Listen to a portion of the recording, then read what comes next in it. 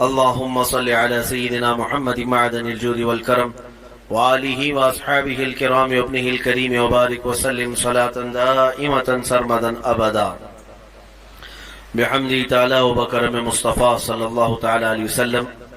آج کی شب میں قرآن عظیم کے 23 پارے مکمل ہو چکے اور الحمدللہ آج ہم نے سورہ یاسین شریف کی بھی تلاوت کی ہے۔ اللہ کے حبیب صلی اللہ تعالی علیہ وسلم نے ارشاد فرمایا لِكُلِّ شَيْءٍ قَلْبٌ وَقَلْبُ الْقُرْآنِ یاسین، ہر چیز کا ایک دل ہوتا ہے اور قرآن کا دل سورہ یاسین ہے۔ اسی سے آپ اندازہ کریں جس کو قرآن کا دل کہا گیا ہے اس کی کیا اہمیت ہوگی۔ سورہ یاسین کے بڑے فضائل ہیں، احادیث سے بھی وارد ہے، بزرگوں نے تجربات میں بھی لکھا ہے۔ یاسین مبارک قرآن پاک کا ایک مغز ہے۔ دل کا مطلب تو آپ جانتے ہیں کہ دل جو ہے پورے جسم کے اعضاء میں بادشاہ کی حیثیت رکھتا ہے۔ تو قرآن پاک میں سورہ یاسین، آپ کو معلوم ہونا چاہیے ہجرت کی رات جب رسول کریم صلی اللہ علیہ وسلم اپنے گھر سے نکل کر مدینے کی طرف جا رہے تھے اور آپ کے گھر کے اطراف مکہ کے کفار و مشرکین محاصرہ کر کے قتل کے ارادے سے کھڑے تھے، اس رات کو حضور پاک صلی اللہ تعالی علیہ وسلم کے لبوں پر سورہ یاسین کی تلاوت تھی۔ آپ نے مٹی ہاتھ میں اٹھائی اور سورہ یاسین شریف کی تلاوت کرتے رہے اور اس مٹی کو یوں پھینک دیا یہ کہتے ہوئے کہ شاہت الوجوہ، تم سب کے چہرے برباد ہو جائیں۔ اور وہ مٹی اگرچہ ایک مٹھی بھر تھی لیکن جتنے لوگ کھڑے تھے سب کے چہروں اور ان کے ناکوں کے قریب گئی اور وہ بے جان سے ہو گئے اور اندھے ہو گئے۔ حضور پاک صلی اللہ تعالی علیہ وسلم ان کے درمیان سے گزر کر کے گئے لیکن کوئی بھی آپ کو دیکھ نہ سکا۔ یاسین پاک اس رات کو بھی میرے آقا صلی اللہ تعالی علیہ وسلم تلاوت کرتے رہے۔ اور پھر اس کے فضائل میں بتایا گیا ہے کہ اگر کبھی ایسی مصیبت آئی کہ اس کا کوئی حل نظر نہیں آتا تو سورہ یاسین کی تلاوت کثرت سے کرے، اللہ غیب سے اس کے لیے سبب پیدا فرمائے گا۔ اور اگر کبھی ایسی جگہ پر پھنس گیا جہاں اسے کھانے پینے کی کوئی چیز نہیں ملتی، بھوک کی شدت نے پریشان کر رکھا ہے، سورہ یاسین کی تلاوت کرے، اللہ اس کی بھوک کو کافی فرما دے گا۔ یعنی یہ غذا بھی ہے، شفا بھی ہے، دوا بھی ہے۔ اور سورہ یاسین شریف کے متعلق یہ بھی فرمایا گیا کہ اگر کہیں وہ راستہ بھٹک گیا جنگل میں، صحرا میں، سورہ یاسین شریف کی تلاوت کرے، اللہ اس کو سیدھا راستہ عطا فرمائے گا۔ اب یہ جب جنگل میں بھٹکنے اور صحرا میں بھٹکنے کے لیے سورہ یاسین کی تلاوت کا حکم دیا گیا کہ وہاں تمہیں راستہ مل جائے گا، میں کہتا ہوں پوری زندگی بھر پڑھتے رہو تاکہ اللہ تعالیٰ زندگی گزارنے کا بھی سیدھا راستہ اس کی برکت سے عطا کرے گا۔ اور جو سورہ یاسین شریف صبح پڑھ کر کے نکلا وہ شام تک امان میں ہے، مصیبتوں سے محفوظ ہے، اس کے لیے رزق کے فرشتے اتارے جاتے ہیں، اس کی حفاظت کی جاتی ہے۔ تو یاسین کی بڑی برکتیں ہیں سورہ یاسین میں۔ اللہ تبارک و تعالیٰ نے ان آیات بینات میں جو بیان فرمایا اس میں اللہ تعالیٰ فرماتا ہے یا حسرتاً علی العباد، قیامت کے دن کے بارے میں کہ افسوس ہے بندوں پر وہ بندے افسوس کریں گے، ما یاتیہم من رسول الا کانوا بہ مستہزئین، یعنی جب کبھی ان کے پاس کوئی رسول آتا تو اس کا مذاق اڑاتے تھے، مذاق کرتے تھے رسولوں کے ساتھ، نبیوں کے ساتھ۔ ان لوگوں کی جو حشر ہوں گے نا وہ بہت سخت ہے، قیامت کے دن بہت زیادہ سخت ان کے ساتھ معاملات ہوں گے۔ اللہ تعالیٰ فرماتا ہے الم یرو کم اہلکنا من قبلہم من القرون، کیا اس سے پہلے صدیوں پہلے ہم نے کتنی ایسی بستیاں ہیں جن کو ہلاک نہیں کیا ہے۔ بہت سارے لوگ رسولوں کا اور نبیوں کا مذاق کرنے کی وجہ سے ہلاک و برباد ہو گئے، ختم ہو گئے۔ پھر اللہ تبارک و تعالیٰ فرماتا ہے کہ عبرت پکڑو اے لوگو، رسول جو آتے ہیں وہ تمہیں بظاہر اگر یوں دیکھتے ہیں کہ وہ پیوند لگے کپڑے پہنتے ہیں، چھوٹے سے گھر میں رہتے ہیں، چھوٹی چھوٹی غذائیں کھاتے ہیں، یا فاقہ کشی کرتے ہیں تو اس کا مطلب یہ نہیں کہ وہ رسول یا نبی مجبور ہوتے ہیں، وہ تو فقر کو پسند کرتے ہیں اللہ کی بارگاہ میں، ورنہ ہر نبی اتنا صاحب اختیار ہوتا ہے کہ اگر وہ چاہے تو سونے کا پہاڑ اور چاندی کا پہاڑ اس کے ساتھ ہو، وہ سونے اور چاندی کے محلات میں رہے، لیکن اللہ کے نبیوں نے فقر کو پسند کیا ہے۔ تو اکثر جو قومیں رسول کو ظاہری طور پر دیکھتی تھی تو وہ مذاق اڑاتی تھی، یہ اللہ کے نبی ہے، یہ اللہ کے رسول ہے، ان کا لباس ایسا، ان کے پاس سواری نہیں، ان کا گھر صحیح نہیں، ایسی باتیں کر کے مذاق اڑایا کرتے تھے۔ اللہ تبارک و تعالیٰ ان مستہزئین سے کوسوں دور ہمیں رکھے، اور مولا تعالیٰ اسی جماعتوں سے ہمیں محفوظ رکھے۔ اور قرآن پاک میں اللہ تعالیٰ یہ بھی فرماتا ہے قیامت کے دن محشر کے میدان میں یہ کہا جائے گا وَامْتَازُوا الْيَوْمَ أَيُّهَا الْمُجْرِمُونَ، یہاں کہا جائے گا سارے لوگ ایک ساتھ کھڑے ہوں گے، پھر آرڈر آئے گا مجرم الگ ہو جائیں، اس میں سے جتنے لوگ مجرم ہیں وہ الگ ہو جائیں، ان کے چہرے بتا رہے ہوں گے اس دن، اور ان کو الگ کیا جائے گا، ان کو الگ کیا جائے گا مجرمین کو۔ کس بات کے مجرم؟ اللہ تعالیٰ فرماتا ہے الم اعہد الیکم یا بنی آدم اللہ تعبدوا الشیطان، پھر رب تبارک و تعالیٰ کا جلال ہوگا اس دن، اور پھر رب تعالیٰ کی ہیبت تاری ہوگی بندوں پر، خشیت ہوگی، فرمائے گا مولا کیا میں نے تم سے یہ نہیں عہد لیا تھا کہ اے آدم کی اولاد کے شیطان کی پرستش نہیں کرو گے، اس کے پیچھے نہیں جاؤ گے، انہ لکم عدو مبین، بے شک وہ تمہارا کھلا ہوا دشمن ہے، کیا میں تم سے یہ وعدہ نہیں لیا تھا ان اعبدونی کہ تم میری عبادت کرو گے، ھذا صراط مستقیم، یہی سیدھا راستہ ہے، پھر تم کیسے بہک گئے؟ یہ جتنے غیر اللہ کی عبادت کرتے ہیں سب کے سب اس دن الگ کیے جائیں گے، سب کے سب الگ، کفار و مشرکین جو بھی اللہ کے سوا عبادت کرتے تھے قیامت کے دن سب کو ایک طرف کر دیا جائے گا، اور رب تبارک و تعالیٰ ان سے فرمائے گا کیا میں نے تم سے یہ وعدہ نہیں لیا تھا کہ دنیا میں جاؤ گے تو میری عبادت کرو گے، شیطان کی پرستش نہیں کرو گے؟ پھر اللہ تعالیٰ فرماتا افلم تکونوا تعقلون، کیا تمہیں عقل بھی نہیں تھی؟ کیا تم عقل نہیں رکھتے تھے؟ سچ بات ہے میرے عزیزوں، عقل رکھنے والا یہ چھوٹی چھوٹی چیزوں کو خدا کیسے بنا لیتا ہے؟ خدا کا جو تصور ہے وہ دنیا میں سب سے بڑا ہونے کا تصور ہے، بھلا چوہا کیسے خدا بن گیا؟ ایک چھوٹی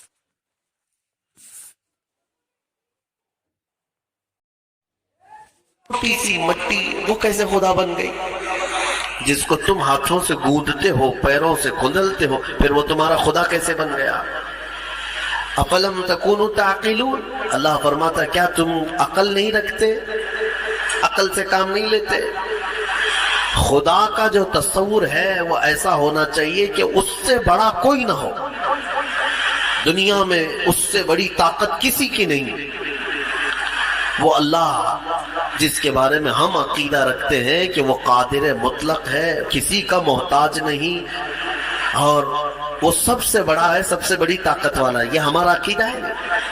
اور جو اس عقیدے کو چھوڑ کر چھوٹی چھوٹی چیزوں کی پوجا میں لگ گئے، پرستش میں لگ گئے، عبادت میں لگ گئے، ان کے بارے میں سوال ہو رہا ہے قیامت کے دن عقل ہے یا نہیں ہے تمہاری؟ عقل سے کام لیتے ہو کہ نہیں؟ حتیٰ کہ میں آپ کو بتاؤں مصر کی سرزمین میں ہم جب رہتے وہاں کے لوگوں نے اس طرح کی پتھروں کی عبادت یا دوسروں کی عبادت انہوں نے دیکھا نہیں، ماحول پورا اسلامی ہے، بچپن سے مسجدوں کو دیکھا، اللہ کی عبادت، وہاں دو ہی قومیں ہیں، یا مسلمان ہیں یا عیسائی ہیں، عیسائی بھی جو ہے خدا کی عبادت کرتے ہیں، یہ اور بات ہے کہ وہ عیسیٰ علیہ السلام اور حضرت بی بی مریم کو شریک کرتے ہیں، لیکن وہ بھی خدا کو مانتے ہیں، کتاب ان کے پاس بھی، مسلمان ہے، دو ہی کمیونٹی وہاں پر پائی جاتی ہے۔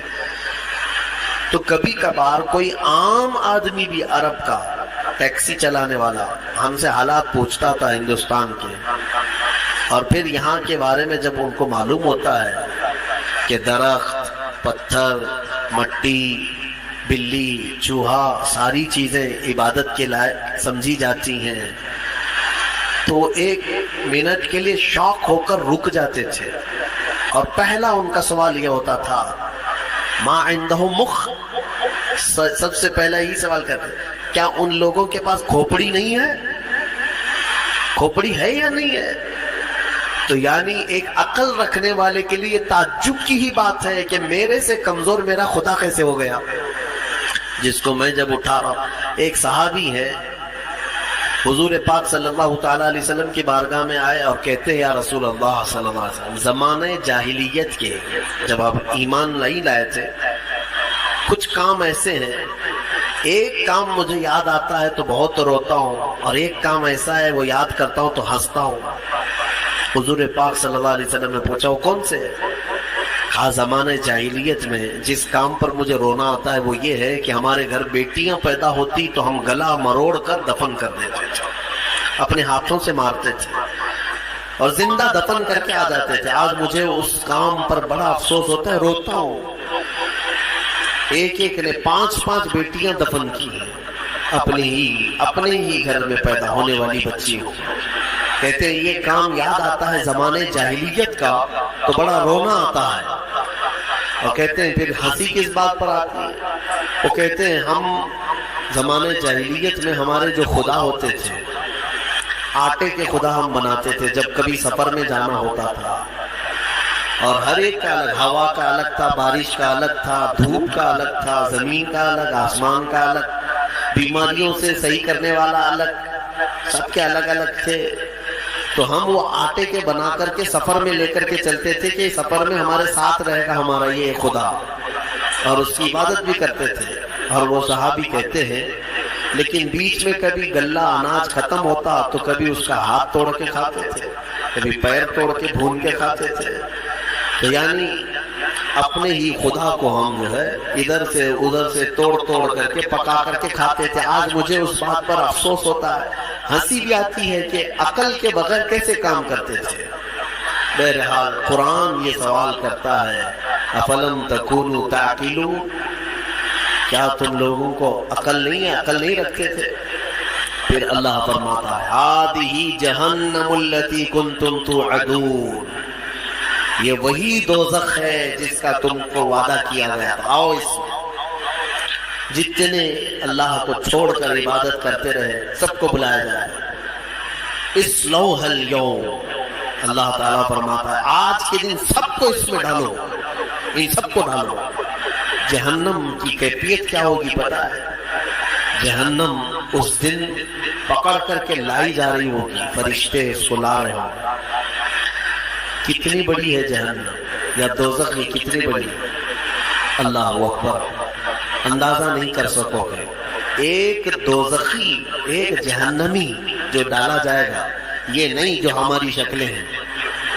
حدیث پاک میں حضور صلی اللہ علیہ وسلم فرماتے ہیں جہنمی کی اتنی بڑی شکل ہوگی کہ مکہ اور مدینے کے بیچ کا پورا فاصلہ بھر جائے گا ایک ہی جہنمی سے۔ اگر وہ بیٹھ گیا، 400 کلومیٹر ہے مکہ سے مدینے کا فاصلہ، 425 کلومیٹر کا فاصلہ۔ حضور فرماتے ہیں کہ اتنا لمبا چوڑا ایک جہنمی ہوگا، اور پھر جب کروڑوں جہنم میں ڈالے جائیں گے تو جہنم کی وسعت کتنی ہوگی، وہ کتنی بڑی ہوگی، اندازہ نہیں کر سکتے۔ 70,000 فرشتے اس کو کھینچ کر کے لا رہے ہوں گے قیامت کے دن دوزخ کو، اور اس کو زنجیروں میں جو باندھا گیا ہوگا، زنجیر کیسے، اس کے دہانے ہیں، اس کے دروازے ہیں، اس کا منہ ہے جہنم کا، جس کے اندر مجرمین کو ڈالا جائے گا، مشرکین کو ڈالا جائے گا۔ تو روایات میں ہے کہ اس کو 70,000 فرشتے زنجیروں میں جکڑ کر کے لا رہے ہوں گے، ایک ایک زنجیر پر 70,000 زنجیریں ہیں اس کی، اور ہر زنجیر پر 70,000 فرشتے اس کو جکڑ کر کے لا رہے ہوں گے۔ اس کے باوجود جہنم ان سے چھڑا کر کے بھاگنے کی کوشش کر رہی ہوگی مجرمین کی طرف۔ کس کی طرف؟ محشر میں جو مجرمین موجود ہوں گے ان کی طرف لپکنے کی کوشش کر رہی ہوگی فرشتوں کے ہاتھوں سے زنجیر کو چھڑا کر. اتنی طاقت اور اتنی حیبت. اس کے اندر آگ جو ہے وہ کس قسم کی ہے؟ فرمایا گیا دنیا کی آگ لال ہے، جہنم کی آگ نہایت کالی ہے، سخت کالی آگ. اتنی کالی آگ ہے کہ کچھ نظر نہیں آتا دوزخ کے اندر. اور رب تعالیٰ فرمایا اسلوھا اليوم، آج سب کو ڈالو اس میں، بما کنتم تکفرون، جو تم کفر کیا کرتے تھے. مجرمین کو پکڑا جا رہا ہوگا اور جہنم کا حال کیا ہوگا میں بتاتا ہوں. وہ فرشتوں کے ہاتھوں سے چھٹپٹا رہی ہوگی، اچھل اچھل کر کے جا رہی ہوگی. اور کیا کہتی ہے جانتے ہیں؟ 26ویں پارے میں سورہ قاف میں رب تبارک و تعالیٰ فرماتا ہے مجرمین کو ڈالا جا رہا ہے، ڈالا جا رہا ہے، ڈالا جا رہا ہے. تو اللہ تعالیٰ اس سے پوچھے گا جہنم سے حلیم تلأتی، بس پیٹ بھر گیا تیرا؟ جہنم کہتی ہے تقول حل من مزید، وہ کہے گی اے اللہ اور کچھ زیادہ ہو جائے، اور کچھ زیادہ ہو جائے، اور کچھ انسانوں کو ڈال. اس دن وہ پکارتی رہے گی اور میرے اندر ڈالا جائے، اور میرے اندر ڈالا جائے. اور جانتے ہیں جب اس کی آگ کم پڑنے لگ جائے، دھیمی ہونے لگ جائے، تو آگ بھڑکانے کے لیے انسانوں کو اور پتھروں کو گرایا جائے گا. اس کا ایندھن ہے. جیسے پیٹرول ڈالنے سے آگ بھڑک جاتی ہے، جہنم کی آگ انسانوں اور پتھروں کو ڈالتے ہی بھڑک جائے گی. یہ جہنم کی کیفیت ہے دوزخ کی. اور جہنم کا سب سے ہلکا عذاب کیا ہے؟ سب سے ہلکا. اگر کوئی چلا بھی گیا، تھوڑے سے گناہوں کی سزا بتا کر کے واپس آنے والا ہے، تو حدیث رسول میں ملتا ہے سب سے ہلکا عذاب یہ ہے کہ وہاں آگ کی جوتیاں پہنائی جائیں گی جس کی گرمی سے اس کا بھیجا کانوں سے باہر آ رہا ہو، پک پک کر کے ابل رہا ہو. یہ سب سے ہلکا عذاب جہنم کا. پھر جس کے بارے میں اللہ نے عذاب علیم کہا، عذاب عظیم کہا، عذاب مہین کہا، وہ کیسا عذاب ہوگا؟ عذاب علیم کا مطلب دردناک عذاب، عذاب عظیم کا مطلب بڑا عذاب، عذاب مہین کا مطلب ذلت والا عذاب. وہ کیسے عذاب ہوں گے واللہ بہتر جانے. جہنم کا خوف ایک مومن کے اندر خشیت پیدا کرتا ہے، اللہ سے ڈر پیدا کرتا ہے. تم ہلکے میں لیتے ہو اس چیز کو. ذرا موم بتی میں اپنی انگلی رکھ کر کے دکھانا، یا چولہے میں جا کر کے اپنا ہاتھ رکھ کر کے دکھانا. اگر چمڑی جل گئی تو 8 دن تک اس کی مرہم پٹی پہ لگ جائیں گے، ہا ہو کرتے رہیں گے. جلے ہوئے آدمی کو سکون کبھی نہیں. لیکن دوزخ میں جب ڈالا جائے گا، ایک بار چمڑی جل گئی تو ختم ہو جائے گا. ایک بار یہاں آگ میں جل گئے تو مر گئے، پھر کیا ہونا ہے؟ لیکن دوزخ میں ایسا نہیں کہ اب تم وہاں جب تک جلتے رہو گے موت نہیں آئے گی، موت ختم کر دی جائے گی. مرنا ایک ہی بار ہے انسان یہاں دنیا میں. پھر قیامت کے دن موت کو بھی اللہ تعالیٰ موت دے دے گا، ختم. اب نہ جنتی مرے گا نہ دوزخی مرے گا، کوئی مرنے والا نہیں ہے وہاں پر. دوزخ میں جو گئے چاہے وہ جتنے بھی عذابات آئیں موت نہیں آئے گی. یہی تو سب سے بڑا ٹینشن ہے وہاں پر. کفار و مشرکین مانگیں گے کہ موت دے دے ہم، لیکن موت نہیں آئے گی. اور جب چمڑی جلتی ہے تو لوگ یہ سمجھتے ایک بار جلے گی تو دوسری بار پھر کیا جلے گی؟ جلی ہوئی چیز کو کیا جلایا جائے گا؟ اللہ تعالیٰ فرماتا ہے کلما نضجت جلودہم بدلناہم جلودا غیرہا لیذوقوا العذاب. اللہ فرماتا ہے جب جب آگ سے پک جائے گی نا چمڑی، نضجت کہتے ہیں پھل کی طرح پک جانا، جو پل پلا ہوتا ہے پھل، چمڑی پیٹ سے پک جائے گی، بھر جائے گی. اللہ فرماتا ہے جب جب دوزخ کی آگ کی وجہ سے تمہاری چمڑی پکے گی، اللہ فرماتا ہے ہم اس کے علاوہ دوسری چمڑی تمہیں پہنا دیں گے، نئی چمڑی ڈال دیں گے. بدلناہم جلودا غیرہا لیذوقوا العذاب، تاکہ عذاب کو چکھ سکو، نیا نیا عذاب چکھ سکو. حضرت کعب احبار رضی اللہ تعالیٰ اس آیت کی تفسیر میں فرماتے ہیں ان سے پوچھا گیا کہ کتنی بار چمڑی بدلی جائے گی؟ وہ کہتے ہیں 1 گھنٹے میں 70 بار بدلی جائے گی، گھنٹے میں 70 بار پورے جسم کی چمڑی بدلی جائے گی۔ سہنے کی طاقت ہے کسی کے اندر، برداشت کرنے کی طاقت ہے۔ اسی لیے مجھے وہ دعا یاد آتی ہے، حضرت سفیان ثوری رو رو کر کے دعا کرتے تھے، بڑی پیاری دعا ہے۔ اللہ کی بارگاہ میں یوں کہتے تھے، الہی لست للفردوس اہلا، اے میرے مولا میں تیری فردوس بری میں، جنت میں جانے کا اہل تو نہیں ہوں، میں تیری جنت میں جانے کے قابل تو ہوں نہیں، ولا اقوی علی نار الجحیم، اور نہ ہی میں تیرے دوزخ کے عذاب سہنے کی طاقت رکھتا ہوں، یہ بھی تو میرے اندر طاقت نہیں ہے۔ مانا کہ جنت میں جانے کے جیسے اعمال نہیں ہیں، لیکن تیری دوزخ کا عذاب سہنے جیسی بھی طاقت نہیں ہے۔ اب بچا کیا ہے؟ فاغفر ذنوبی بفضل جودک یا اللہ، اے اللہ تو اپنے کرم سے اور اپنے فضل سے معاف کر دے تو بڑی بات ہے، باقی اعمال تو نہیں ہے۔ حضور مفتی اعظم ہند رضی اللہ تعالیٰ عنہ نے یہی دعا کی تھی، میرے اعمال کا بدلہ تو جہنم ہی تھا، میں تو جاتا میرے سرکار نے جانے نہ دیا۔ بس یہی ایک آس ہے ہمارے پاس، اللہ چاہے اپنے فضل سے اور اپنے رسول کی سفارش سے بچ گئے تو بچ گئے، ورنہ میں بتاؤں وضو میں بھی پکڑے جا سکتے ہیں، ہم قرات میں پکڑے جا سکتے ہیں، رکوع سجدے میں پکڑے جا سکتے ہیں، اور پتہ نہیں زندگی بھر کتنا کھایا۔ سب کا اگر حساب دینے پر آ جائیں، ہم نے چاول کتنا کھایا، روٹیاں کتنی کھائی ہیں، شکر کتنا کھایا ہے، اگر یہ سب حساب میں آئے، اس میں اگر کچھ دانے حرام کے چلے گئے تھے تو وہ حساب دیتے دیتے سالوں لگ جائیں۔ ہمارے پاس حساب جیسی چیز نہیں ہے میرے عزیز، اسی لیے وقت کا مجدد بریلی کا امام، جن کے پاس عبادت کے ذخیرے ہیں، پھر بھی اللہ کی بارگاہ میں روتے ہوئے یوں کہتے ہیں کہ کریم اپنے کرم کا صدقہ، لئیم بے قدر کو نہ شرما، تو اور رضا سے حساب لینا، رضا بھی کوئی حساب میں ہے۔ تو اے اللہ تو اتنی بڑی شان کا مالک، تو اور رضا سے حساب لینا، رضا بھی کوئی حساب میں ہے۔ اسی لیے اللہ تبارک تعالیٰ کے فضل کی طرف، اس کے رحم کی طرف توجہ لگائے رکھو۔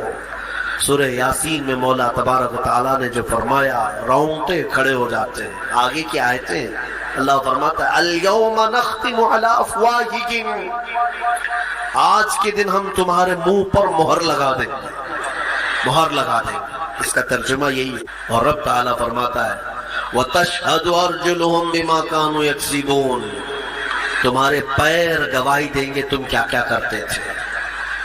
اللہ تعالیٰ فرماتا ہے کہ ہم منہ پر مہر لگا دیں گے، سب بند، جھوٹ بولنے کی عادت ہے، ہیلے بہانے کرنے کی عادت ہے، ادھر ادھر کی باتیں اڑانے کی عادت ہے۔ تم کیا بولو گے قیامت کے دن؟ تمہارے ہاتھوں سے کہا جائے گا بولو یہ کیا کیا کرتا تھا۔ حدیث پاک میں ہے، ران کی چمڑی تک بولنے لگے گی، ران کی چمڑی قیامت کے دن بات کرے گی اور بتائے گی کہ مولا یہ کیا کیا خیانت کرتا تھا تیری امانتوں کے ساتھ، وہ سب بتائے گا۔ گھبرا کر کے لوگ کہیں گے اپنی ہی اعضاء سے، اپنی چمڑیوں سے، وَقَالُوا لِجُلُودِهِمْ لِمَ شَهِدْتُمْ عَلَيْنَا، اپنی چمڑیوں سے کہیں گے لوگ کہ تم ہمارے خلاف کیوں گواہی دے رہے ہو؟ دنیا میں ہم جب بھی تمہیں کوئی تکلیف ہوتی تھی تو ہم فوراً تمہارا خیال کرتے تھے، کٹ گیا تو پٹی لگایا، دوا لگایا، ہاتھ کی کیا خیال کرتے ہیں کہ نہیں خیال کرتے؟ لیکن یہ نہ ہاتھ ہمارا ساتھ دے رہا ہے، نہ پیر ساتھ دے رہا ہے، نہ آنکھیں، نہ ناک، نہ کان، نہ چمڑیاں ہمارے خلاف گواہی دے رہی ہیں۔ تو یہ کہیں گے قیامت کی، قالوا انطقنا اللہ الذی انطق کل شیء، وہ بولیں گے اس اللہ نے ہمیں بولنے کی طاقت آج دی ہے، جس نے سارے لوگوں کو ہر چیز کو بولنے کی طاقت دی، اسی نے آج ہمیں بولنے کی طاقت دی۔ تو نے اللہ کی نعمتوں کے ساتھ انصاف نہیں کیا، آج تیرے خلاف گواہی دی جائے گی۔ ڈرو اس دن سے، ڈرو۔ اسی لیے ہمیشہ قرآن نے بھی ڈرایا ہے، کس بات سے؟ اس دن سے ڈرو جس دن حساب کا ہوگا۔ 24ویں پارے میں ایک آیت ہے سورہ غافر کی، اللہ فرماتا ہے ایک آواز آئے گی اس دن، لمن الملک اليوم، آج کس کی بادشاہت ہے؟ آج کس کی بادشاہت ہے؟ دنیا میں اس کی جے جے کرتے رہتے تھے، قیامت کے دن پوچھا جائے گا کس کی بادشاہت ہے؟ سب چپ، کسی کی زبان سے کوئی بات نہیں آئی۔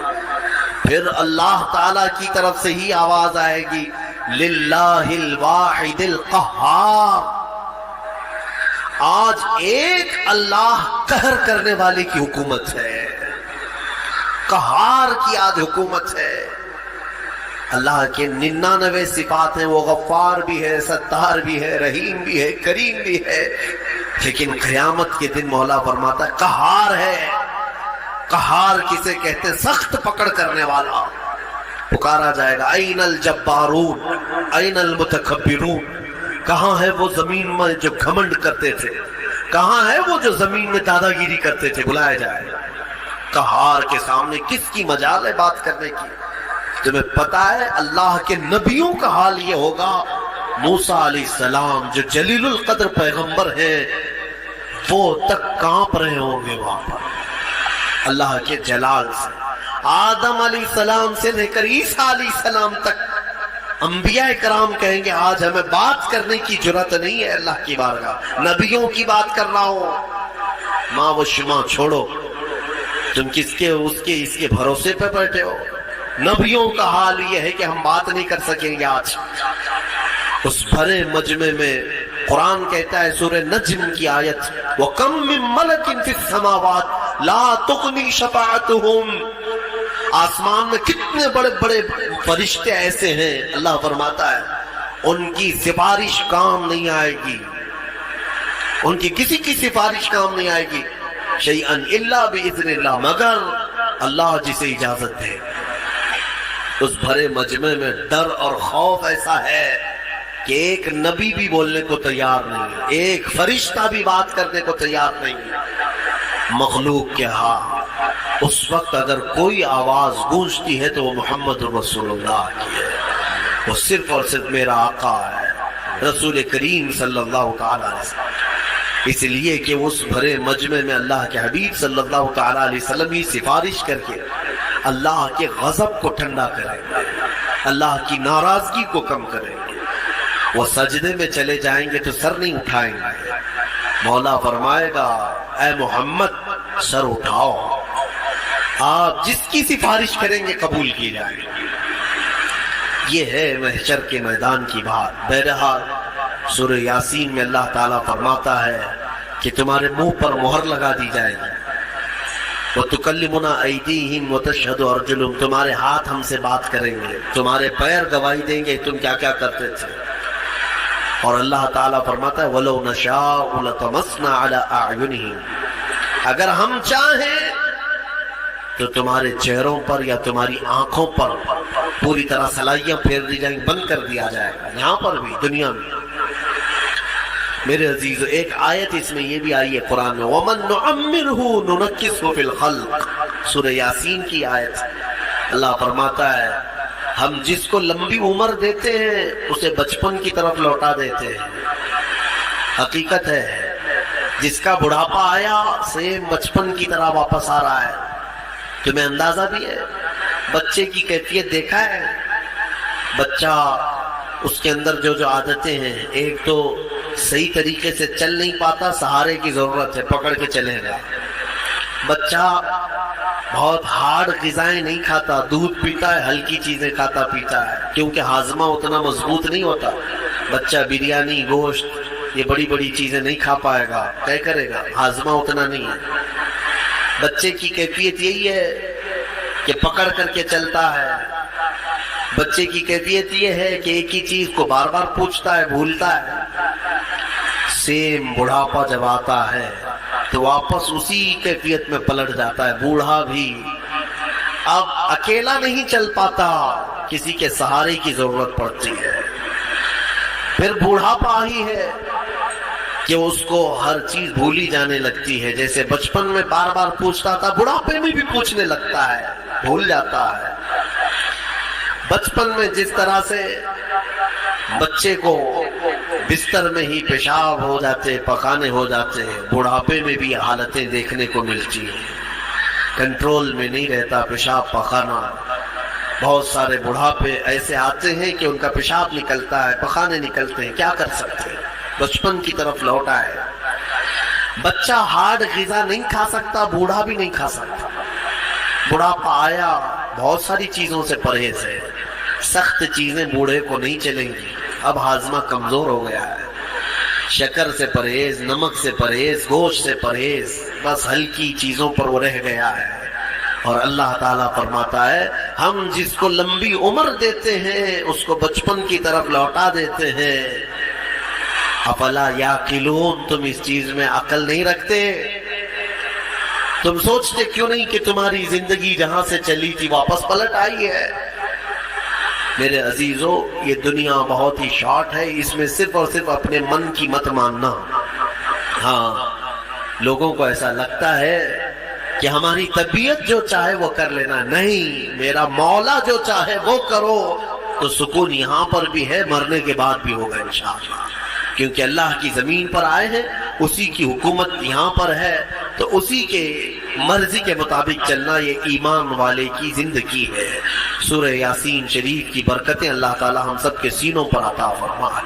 مولا کریم اس دنیا میں ہمیں اس کی رضا اور اس کے حبیب کی رضا کے مطابق جینے کی توفیق عطا فرمائے۔ سورہ صاد اور سورہ صافات کی بھی ہم نے تلاوت کی، اور سورہ زمر کی بھی مختصر بات یہ عرض کر دوں۔ سورہ صاد میں اللہ تعالیٰ نے حضرت ایوب علیہ السلام کے ذکر کو تفصیلاً بیان فرمایا۔ اس سے پہلے بھی ان کا ذکر آیا ہے 17ویں پارے میں، لیکن اس پارے میں قدر تفصیل سے آیا ہے، اور سورہ صافات میں کئی نبیوں کا ذکر آیا۔ تو حضرت ایوب علیہ السلام کون تھے؟ ایوب نام آتے ہی صبر دماغ میں آ جاتا ہے، بہت سارے لوگ ان کا نام ہی صبر ایوب سمجھتے ہیں، حالانکہ ان کا نام صبر ایوب نہیں ہے۔ حضرت ایوب علیہ السلام، صبر ان کے ساتھ ایسا لگ گیا ہے کہ جیسے حضرت ایوب کہیں تو صبر ذہن میں آ جائے، صبر کہیں تو حضرت ایوب کا نام آ جائے۔ سب سے زیادہ صبر کرنے والوں میں آپ کا نام آتا ہے۔ حضرت ایوب علیہ السلام اللہ تبارک و تعالیٰ کے ایک جلیل القدر پیغمبر نبی، اللہ نے آپ کو بے شمار دولت عطا کی تھی، اولاد، بیویاں، اس زمانے میں آپ کی شان و شوکت، بڑی جائیدادیں۔ پھر آزمائش کا ایک وقت آیا، اللہ نے فرمایا اپنے فرشتوں سے میں اپنے بندے ایوب کا امتحان لیتا ہوں۔ ان کی کئی بیویاں تھیں، تقریباً روایت میں بتائی گئی 16 یا 17، اور ان کی اولاد 28 یا 30 کے قریب اولاد، بیٹے، الگ الگ روایات ہیں، جتنے بھی ہیں بے شمار جائیداد، مویشی، جانور، بکریاں، اونٹ، گائے، یہ سب بڑی دولت کی چیزیں اس وقت مانی جاتی تھی، وہ سب تھا آپ کے پاس۔ پھر ایک کے بعد دیگرے ایسا ہوا کہ طوفان چلا، سارے جانور مر گئے۔ پھر ایک طوفان آیا، باغیچے اکھڑ گئے، سب ختم ہو گئے۔ پھر ہوائیں چلی، بیماریاں آئیں، ان کے بچے انتقال کرنے لگ گئے، 1 2 3 4 کرتے ہوئے جتنے بیٹے تھے سب انتقال کر گئے، بیویاں انتقال کی، کچھ چلی گئی۔ اس طرح ہوتے ہوتے یہ جو 4 سال تک کا عرصہ چلتا رہا، یہ 4 سال آپ کی آزمائش، سخت ترین آزمائش ہے۔ اور جب جب کسی کے انتقال کی خبر آتی ہے آپ الحمدللہ کہتے ہیں، الحمدللہ، اللہ کا شکر ہے۔ میرے عزیزو، یہ سننا آسان ہے، پریکٹیکل لائف میں پتہ چلے گا۔ گھر کا ایک فرد بھی چلا گیا، آدھا گھر اجڑ جاتا ہے۔ حضرت ایوب علیہ السلام کے پاس سوائے ان کی بیوی حضرت بی بی رحمت، ان کے علاوہ کوئی نہیں رہا، سب چیزیں ختم ہو گئیں، صرف ایک وفادار خاتون ساتھ میں تھی۔ پھر اس پر مزید یہ کہ آپ کو بھی بیماری لاحق، آپ بھی بیمار ہوئے، اتنے بیمار، بخار پر بخار، بخار پر بخار، کہ جسم کا گوشت تک گلنے لگ گیا۔ سوتے بستر پر تو چمڑی آپ کی بستر پر لگ جاتی، ایسی تکلیف آئی۔ اور ان حالات میں ایک وقت ایسا بھی آیا کہ آپ کی زبان کٹ گئی، زبان کے اندر دراڑیں پڑ گئی، لاسٹ چیز تھی، زبان سے ذکر الہی کرتے تھے، باقی سب چیزیں کمزور ہو گئی تھی۔ تب حضرت ایوب علیہ السلام رو پڑے اللہ کی بارگاہ میں، یوں عرض کیا ربی انی مسنی الضر وانت ارحم الراحمین، اے میرے مولا تکلیف مجھے پہنچی ہے لیکن تو سب سے زیادہ رحم کرنے والا ہے۔ یہ نہیں کہ مجھے کو کیوں، یہاں اتنے گناہ کر کے بیٹھے ہوئے ہیں اور بستر میں جا کر پھر بولتے ہیں اللہ مجھے کو کیوں کر رہا ہے؟ تیرے گناہوں کی وجہ سے اگر اللہ تعالیٰ دینے پر آئے کب کے مر جانا چاہیے تھا۔ اس رحمان نے تو بہت رحم کیا ہے۔ پھر لوگ یہ کہتے ہیں میرے ہی ساتھ ایسا کیوں رہا ہے، مجھے کو ایسا کیوں رہا ہے، میں نے کس کے ساتھ کیا کیا ہے؟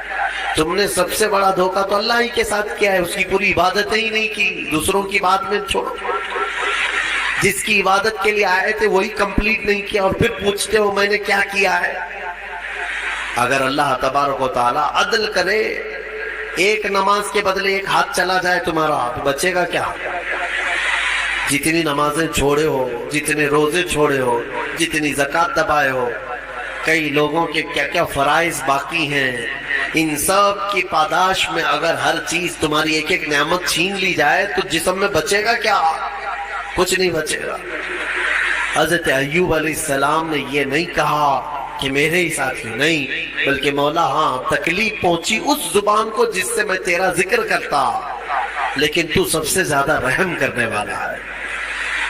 یہاں تک ہے۔ اب مسئلہ یہ ہے کہ حضرت بی بی رحمت جو ہے یہ ایک دن بازار گئی، وہاں شیطان جو ہے ایک حکیم کی شکل میں، ڈاکٹر کی شکل میں دوائیاں بیچ رہا تھا اور بلا رہا تھا کہ میرے پاس ہر مرض کا علاج ہے۔ خاتون تھی، دوڑی دوڑی چلی گئی اور اپنے شوہر کی بیماری بتائی کہ میرے شوہر ایسے ایسے بیمار ہے، کیا علاج ہوگا؟ ابلیس تھا، شیطان تھا، وہ داؤ عورتوں پر جلدی چلاتا ہے اور عورتیں جلدی ہی شیطان کے چکر میں پھنستی بھی۔ تو ابلیس نے کہا کہ چٹکی بھر میں تیرے شوہر کو صحیح کر دوں گا، وہ تو میرے بہت آسان کام ہے میرے لیے۔ کہا کہ اجرت کیا لوگے؟ اس نے کہا کہ کچھ نہیں، تیرے شوہر سے کہہ دینا صحیح ہونے کے بعد صرف میرے بارے میں اتنا کہہ دے کہ شفا دینے والا تو ہی ہے، یا میرے لیے ایک سجدہ کر لے، بس اتنا ہی ہے، میں اور اجرت نہیں چاہتا۔ وہ خوشی خوشی دوڑی دوڑی آئی کیونکہ شوہر سے بڑی محبت رکھتی تھی۔ اس وقت اگر کوئی عورت قائم رہی ہے اپنے شوہر کے ساتھ تو کمال کی بات ہے، یہ دنیاوی محبت نہیں کہ ذرا برابر عیب لگا تو چھوڑ کر کے بھاگ گئے، شوہر ادھر بھاگ گئے، عورت ادھر بھاگ گئی۔ وہ وفا شعار خاتون تھی جن کی روحوں کا کی محبت تھی، وہ جمی رہی، آئی اپنے شوہر ایوب علیہ السلام سے کہا آج تمہارے علاج کا ٹھکانہ مل گیا، ایک حکیم ملا ہے مفت میں علاج کرے گا۔ کہا ایسے کیسے؟ کہا بس آپ صحیح ہونے کے بعد اس کو شافی کہہ دیں یا سجدہ کر لیں۔ ایوب علیہ السلام جلال میں آ گئے، کہا تو ابلیس کے پاس گئی تھی، وہ شیطان مردود لعین ہے، اگر اللہ نے مجھے صحت دے دی تو میں صحیح ہونے کے بعد 100 کوڑے تجھے ماروں گا، تو گئی کیسے وہاں پر؟ یہ نبیوں کے ایمان کی بات ہے، استقامت کی۔ کمزوری میں آدمی سوچتا ہے بھائی ایک ہی تو میرے ساتھ رہ رہا ہے، تھوڑا بہت اس کی ضرور رعایت کر دی جائے، اس پہ غصہ نہ کرو، اس پہ غصہ کریں گے یہ بھی بھاگ جائے گا، کون دیکھے گا؟ نہیں، وہ نبیوں کا ایمان ہے، استقامت ہے۔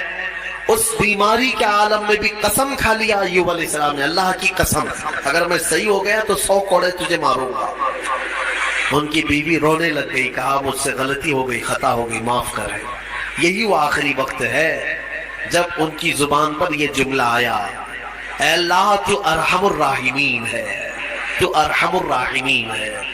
اللہ تعالیٰ فرماتا ہے فاستجبنا لہ، اسی وقت ہم نے ان کی زبان کو قبول کر لیا۔ اور پھر اللہ تعالیٰ نے وہی بھیجے، کیا کہہ کر کے؟ اللہ تعالیٰ نے فرمایا ارکض برجلک ھذا مغتسل بارد وشراب، ایوب اپنا پیر زمین پہ مارو۔ انہوں نے پیر زمین پر مارا تو ایک نہر جاری ہو گئی، پانی کا ایک کنواں نکل پڑا، چشمہ نکل پڑا۔ تو اللہ تعالیٰ نے فرمایا کہ اب اس میں تم نہاؤ۔ ایک پیر آپ نے زمین پر مارا، کنواں جاری ہوا، پانی کا چشمہ جاری ہوا، اللہ تعالیٰ نے فرمایا اس پانی سے نہاؤ، نہائے، نہا کر کے جیسے ہی نکلے پورا جسم صحیح سلامت، کوئی بیماری نہیں، ساری بھی وہ شافی مطلق ہے، بیماریاں جب دیتا ہے تو شفا بھی اسی کے دست قدرت میں ہے، بڑی بڑی بیماریاں کافور ہو جائیں گی، صحیح ہو گئے۔ اب پھر اللہ تعالیٰ نے فرمایا دوسرا پیر زمین پہ مارو، انہوں نے دوسرا پیر زمین پر مارا، اللہ فرماتا ہے وَوَهَبْنَا لَهُ أَهْلَهُ وَمِثْلَهُ مَعَهُمْ رَحْمَةً مِنَّا، ان کو ہم نے ان کی ساری اولاد، ان کا سارا مال جو کچھ تھا ڈبل کر کے پھر عطا کر دیا، یعنی اس سے زیادہ کر کے، ان کے بیٹے بھی زندہ کر دیے گئے، ان کے اہل و عیال، ان کے باغیچے، ان کے مویشی جانور جتنے تھے اس کا دگنا کر کے اللہ ان کو عطا کر دیا۔ یہ امتحان کی گھڑی تھی، اس سے نکل گئے۔ ایوب علیہ السلام یہ سب آنے کے بعد پھر کہتے ہیں الحمدللہ، تمام تعریفیں اس اللہ کے لیے ہے۔ پھر اللہ تعالیٰ نے رحم فرمایا اس بی بی رحمت پر، وہ بھی آیت قرآن میں آئی ہے وَخُذْ بِيَدِكَ ضِغْفًا فَاضْرِبْ بِهِ وَلَا تَحْنَثْ، کیونکہ نبی نے قسم کھائی ہے۔ ہاں قسم جو ہے معمولی چیز نہیں ہے، تم صبح سے شام تک 100 قسمیں کھاتے رہتے، ماں کی قسم، باپ کی قسم، ہاں خدا کی قسم، قرآن کی قسم، گلہ پکڑ پکڑ کر کے قسم، یہ کیا قسم ہے؟ قسم کا اندازہ بھی ہے تمہیں، ایک قسم توڑو گے اس کا کفارہ یہ ہے کہ 10 روزے رکھنے پڑیں گے۔ فَكَفَّارَةُ إِطْعَامُ 10 مثلا 10 مسکینوں کو کھانا کھلانا پڑے گا، یا پھر 3 روزے رکھنے پڑیں گے۔ ذَلِكَ كَفَّارَةُ أَيْمَانِكُمْ، تمہاری قسموں کا ایک کفارہ ہے۔ او کسوتم او تحریر رقبہ فمن لم یجد فصیام 3 ایام، اللہ نے فرمایا یا تو ایک غلام آزاد کرو یا ان کو کپڑے پہناؤ 10 مسکینوں میں۔ ایک قسم کے بارے میں یہاں تو کتنی قسمیں کھاتے اور توڑتے رہتے ہو۔ اور اللہ نے یہ بھی فرمایا لا تجعلوا اللہ عرضۃ لایمانکم، تم اپنی قسموں کا نشانہ اللہ کو مت بناؤ، یہ گناہ ہے۔ اور حضور پاک صلی اللہ علیہ وسلم نے یہ بھی فرمایا منافق کی علامت ہے بات بات پر جھوٹی قسمیں کھاتا ہے، اللہ ایسی چیزوں سے بچائے۔ لیکن نبی نے قسم کھائی تھی تو وہ پورا کریں گے۔